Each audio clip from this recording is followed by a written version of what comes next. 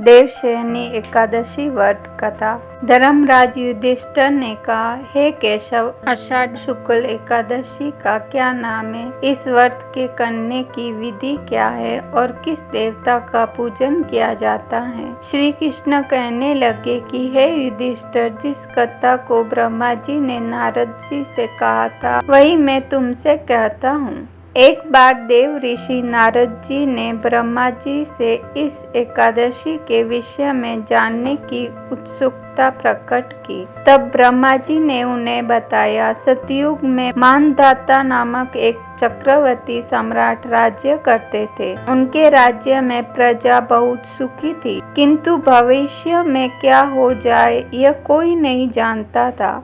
अतः वे भी इस बात से अनभिज्ञ थे कि उनके राज्य में शीघ्र ही भयंकर अकाल पड़ने वाला है। उनके राज्य में पूरे 3 वर्ष तक वर्षा न होने के कारण भयंकर अकाल पड़ा। इस अकाल से चारों ओर त्राही त्राही मच गई। परम पक्ष के यज्ञ, हवन, पिंडदान, कथा, व्रत आदि में कमी हो गई। जब मुसीबत पड़ी हो तो धार्मिक कार्यों में प्राणी की रुचि कहाँ रह जाती है। प्रजा ने राजा के पास जाकर अपनी वेदना की दुहाई दी। राजा तो इस स्थिति को लेकर पहले से ही दुखी थे। वे सोचने लगे कि आखिर मैंने ऐसा कौन सा पाप कर्म किया है जिसका दंड मुझे इस रूप में मिल रहा है। इस कष्ट से मुक्ति पाने का कोई समाधान करने के उद्देश्य से राजा सेना को लेकर जंगल की ओर चल दिए। वहां विचरण करते करते एक दिन वे ब्रह्मा जी के पुत्र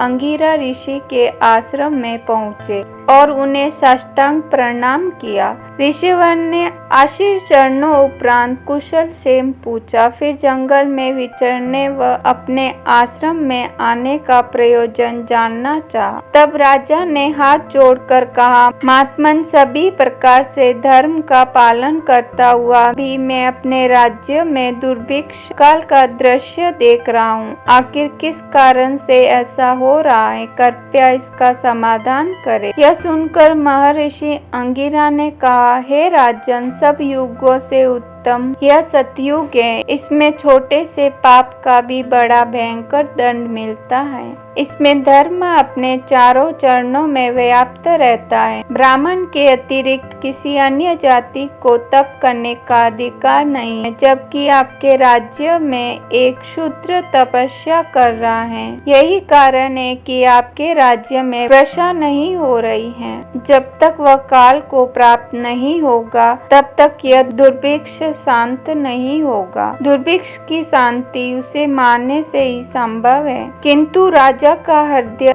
एक नर अपराध शूद्र तपस्वी का सम्मान करने को तैयार नहीं हुआ। उन्होंने कहा, हे देव, मैं उस निरपराध को मार दूं, यह मेरा मन स्वीकार नहीं कर रहा है। कृपा करके आप कोई और उपाय बताएं। महर्षि अंगिरा ने बताया, आषाढ़ माह के शुक्ल पक्ष की एकादशी का व्रत करे। इस व्रत के प्रभाव से अवश्य ही वर्षा होगी। राजा अपने राज्य की राजधानी लौट आए और चारों वर्णों सहित पद्मा एकादशी या देवशयनी एकादशी का विधि पूर्वक व्रत किया। व्रत के प्रभाव से उनके राज्य में मूसलाधार वर्षा हुई और पूरा राज्य धन धान्य से परिपूर्ण हो गया। ब्रह्मा वैवर्त पुराण में देवशयनी एकादशी के विशेष महात्म्य का वर्णन किया गया है।